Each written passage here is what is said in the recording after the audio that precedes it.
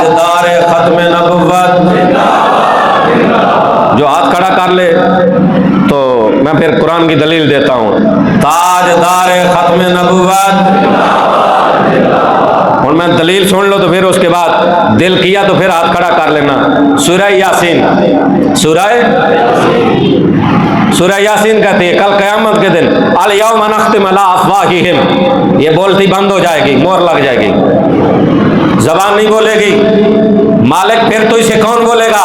फरमाया व तो कल्लमुना अयदीहिम, हाथ कलाम करेंगे, हाथ कलाम करेंगे।